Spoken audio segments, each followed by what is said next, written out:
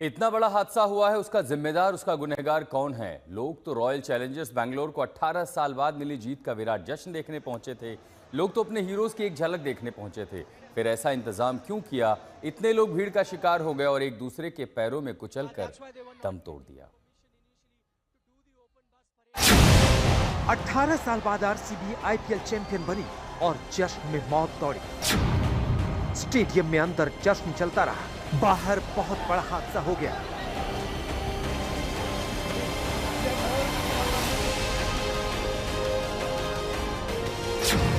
RCB के चैंपियनों को देखने पहुंचे फैन पैरों तले कुचलकर मर गए।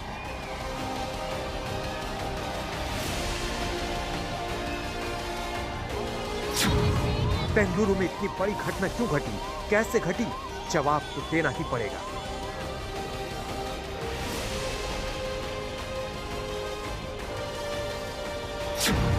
चिन्नास्वामी स्टेडियम के बाहर मौत की चित्कार क्यों उठी?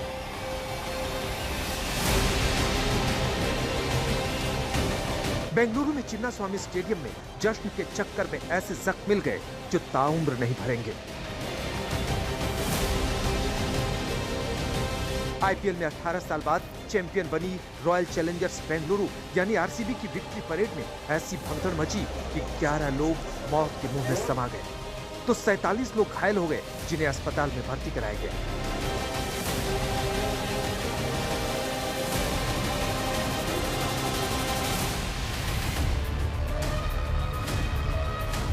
बेंगलुरु में मौत की चित्कार उठी थी और कर्नाटक के डिप्टी सीएम मृतकों, घायलों और जिस बदइंतजामी की वजह से ये दर्दनाक हादसा हुआ उसको देखने की बजाय आईपीएल का कप उठाने जाते हैं।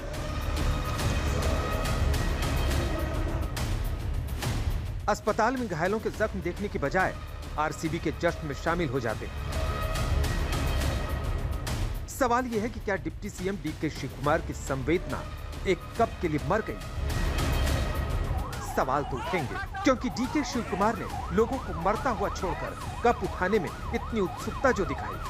अगर आरसीबी का सेलिब्रेशन रोकना नहीं था तो कम से कम डिप्टी सीएम साहब इतनी मौतों की मर्यादा ही रख लेते। जो मारे गए वो भी आरसीबी के फैंस ही थे, तो फिर जश्न पहले था या फिर मारे गए लोगों का दर्द? हालांकि जश्न खत्म होने के बाद डीके शिव कुमार ने परिवारों के साथ हमदर्दी दिखाने की फोटो रिलीज की। Just now from the Vidhan Sabha, I had to bring the secretary and the president in my vehicle. The crowd was so much. So Sir, questions are being raised whether adequate we had arranged more than 5,000. It is a young, vibrant crowd. This is we can't use our lathi. PM Modi ने भी बेंगलुरु भगदड़ पर दुख जाहिर किया है। उन्होंने लिखा है, बेंगलुरु में हुई दुर्घटना बहुत ही दुखद है। इस दुखद घड़ी में मेरी संवेदनाएं उन सभी लोगों के साथ हैं जिन्होंने अपने प्रियजनों को खो दिया है। मैं प्रार्थना करता हूं कि जो लोग घायल हुए हैं वो जल्द स्वस्थ हो जाएं।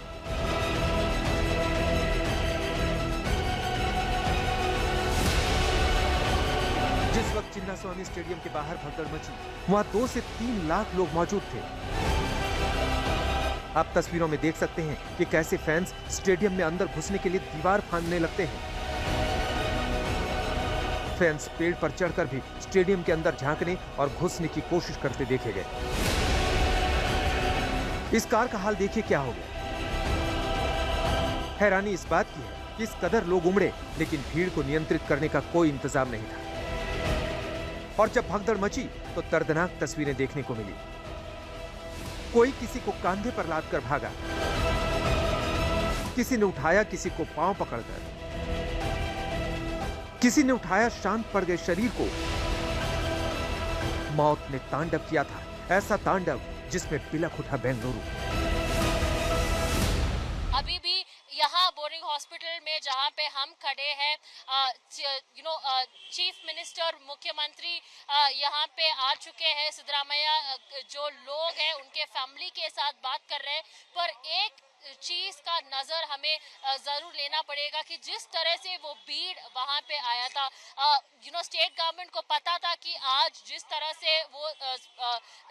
से वो इस जश्न का मनाने के लिए तैयारियां कर रहे थे, विधानसभा में ग्रैंड स्टेप्स में उनका स्वागत करना चिन्नास्वामी स्टेडियम में उनको लेके उसको फेलिसिटेशन सम्मान करना, ये सब जो प्लान किए थे, सारे लोगों के मन में एक ही सवाल उठ रहा है, जब ये सब तैयारियां के लिए इन लोग के पास जो शेड्यूल था, तो जो फैंस, आरसीबी के फैंस जो कई जगहों से ये चिन्नास्वामी स्टेडियम पे आ रहे थे, तो उनके लिए व्यवस्था क्यों नहीं की गई थी? जो 40,000 का जो काउंट दिया था चिन्नास्वामी स्टेडियम में, 40,000 के लगभग आरसीबी के फैंस आएंगे, उससे भी अधिक आरसीबी चिन्नास्वामी स्टेडियम के बाहर लोग थे। और अभी भी आप माने ना माने, अभी भी वहां पे ऐसा ही भीड़ है। जब एक 5-10 मिनट के लिए बारिश जैसा भी सिचुएशन था, तब भी फैंस वहां से हिलते नहीं थे।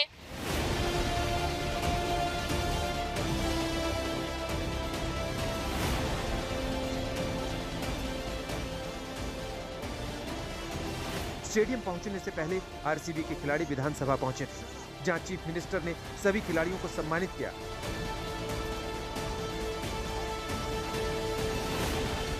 इसके बाद खिलाड़ियों की टीम बस से चिन्नास्वामी स्टेडियम के लिए निकली और आरसीबी की टीम जश्न के लिए बेंगलुरु के चिन्नास्वामी स्टेडियम में पहुंची तो आईपीएल के चैंपियनों को देखने के लिए फैंस का हुजूम उमड़ पड़ा और इतनी तादाद में फैंस पहुंच गए कि स्टेडियम भरा होने के कारण गेट बंद कर दिया गया। आरसीबी की तरफ से सोशल मीडिया प्लेटफॉर्म एक्स पर भी कहा गया, हम सभी प्रशंसकों से पुलिस और अन्य अधिकारियों द्वारा निर्धारित दिशा निर्देशों का पालन करने का अनुरोध करते हैं ताकि सभी लोग शांतिपूर्वक इसका मजा ले सकें। लेकिन आरसीबी के फैंस को संभालने में सरकार और सिस्टम दोनों एक तरह से फेल हो गए और जो हादसा हुआ वो मौत की भगदड़ की दर्दनाक कहानी बयां कर रहा है।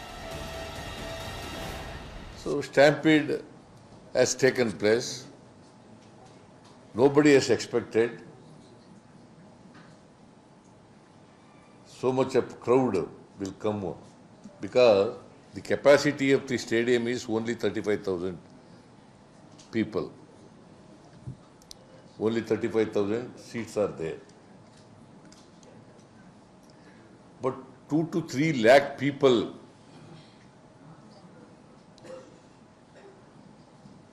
have come to participate in the celebration.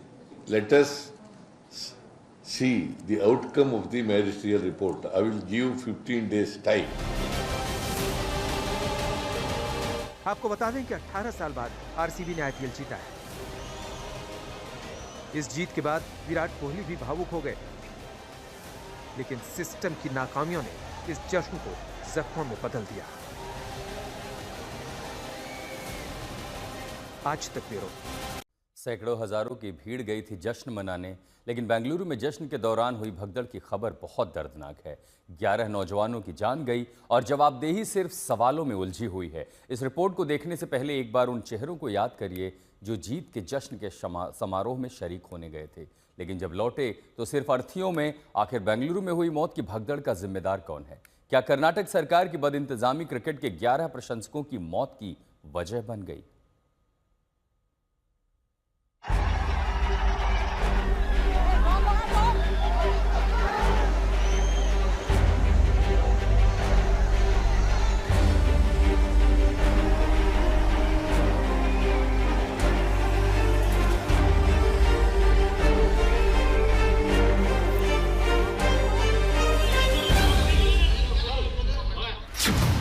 अगर पुख्ता इंतजाम होते तो नहीं जाती जान।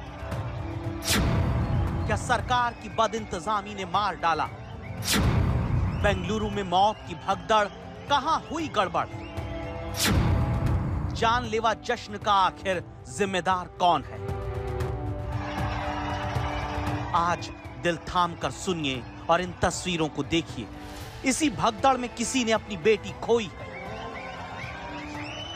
किसी ने अपना बेटा खोया है, किसी ने भाई, किसी ने बहन, तो किसी के बुढ़ापे की लाठी छिन गई।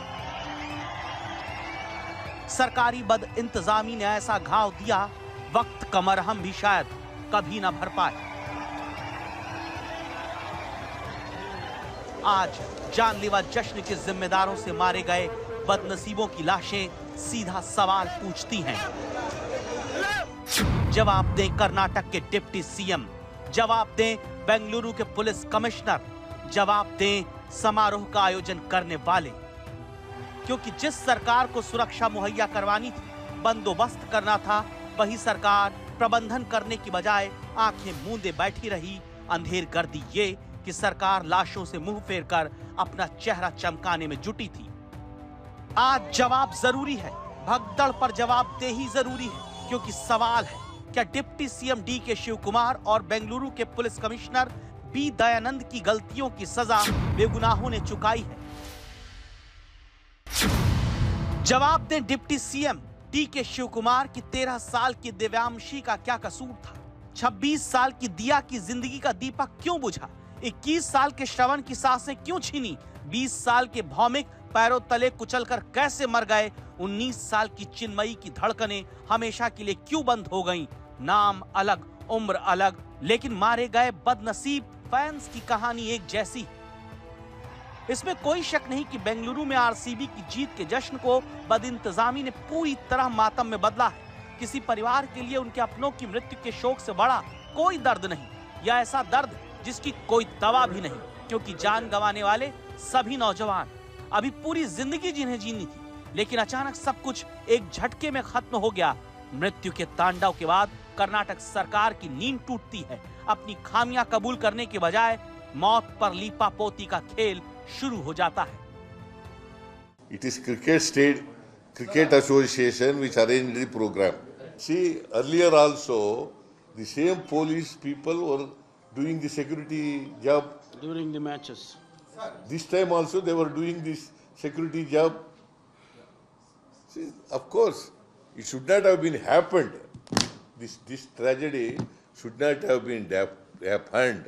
We are with the sufferers, victims. अगर केसीए ने कोई मैच भी आयोजित करना होता है तो डिस्ट्रिक्ट एडमिनिस्ट्रेशन के साथ पूरा समन्वय बनाकर पूरे प्रोटोकॉल के तहत वो किया जाता है, ताकि जो भी फैंस वो मैच देखने आए उनमें वो सुरक्षा का भाव हो, सुरक्षित तरीके से वो वापस जा सके। अगर केसीए ने भी कोई आयोजन करना है तो निश्चित तौर पर वो सभी एडमिनिस्ट्रेशन के साथ बात करेंगे। और केसीए के लिए कोई नया आयोजन तो है नहीं, सबसे पुरानी संस्थाओं में से एक है जो आज तक कई ऐसे सफल आयोजन करवा चुकी है।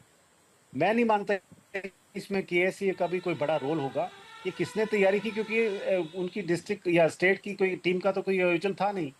ये क्या फैंस ऑन द रोन आए या क्या, ये तो वही खबर लगा सकते हैं। लेकिन जहां तक बीसीसीआई की बात है, ना बीसीसीआई का कोई अधिकारी वहां गया, ना हमें इस बात की कोई जानकारी।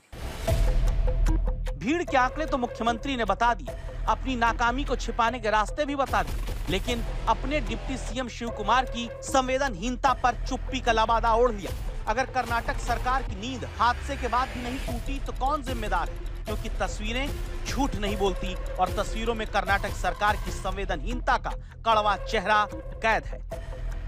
सोचिए, जिस वक्त डिप्टी सीएम डीके शिवकुमार को घायलों का हाल जानना चाहिए था, जिस वक्त लोगों की सांसें टूट रही थी, उसी वक्त deputy CM DK Shivakumar RCB के खिलाड़ियों के साथ हाथ में ट्रॉफी थामकर जश्न मना रहे थे। लोग मारे गए, दर्जनों जख्मी हुए, लेकिन सरकार ने कार्यक्रम को नहीं रोका। पूरी बेशर्मी के साथ फोटो सेशन हुआ, चेहरे पर यही मुस्कुराहट मानो मृतकों का मजाक उड़ा रही थी।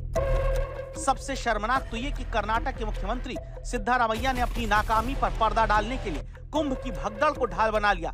मानो यही कह रहे हैं कि लोग मरे तो मरे, ऐसा पहली बार नहीं हुआ। ಆದರೆ ನಾನು ಎಲ್ಲನೂ ಈಗ ಡಿಫೆಂಡ್ ಮಾಡ್ಕೊಳ್ಳೋಕೆ ಹೋಗಲ್ಲ.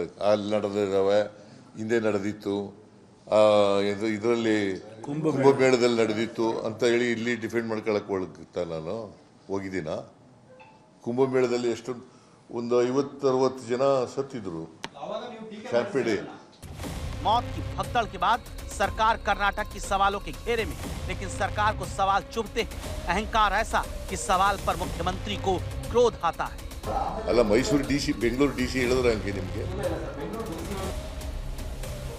मुख्यमंत्री सिद्धारमैया, क्रोध तो उन घर वालों को आना चाहिए जिन्होंने आपकी बदइंतजामी की कीमत अपनों को खोकर चुकाई, लेकिन सत्ता की हनक, कुर्सी का अहंकार सिर चढ़कर बोल रहा है। सच्चाई है कि मौत की भगदड़ की वजह भीड़ नियंत्रण के प्रबंधन में गड़बड़ी, जल्दबाजी में समारोह का आयोजन, समारोह के आयोजकों की बड़ी चूक, पुलिसिंग के पुख्ता बंदोबस्त न होना, नियंत्रण करने के नाम पर भीड़ पर लाठीचार्ज रहा है और भगदड़ में लोग मारे गए। दर्जनों का अस्पताल में इलाज चल रहा है और शर्मनाक ये जिम्मेदारी का ज़मीर नहीं जागा। अपनी गलतियों से सबक लेने के बजाय जिम्मेदारों को बचाने और सियासी रोटियां सेकने में सब जुट गए, यानी इंसाफ की उम्मीद बेमानी।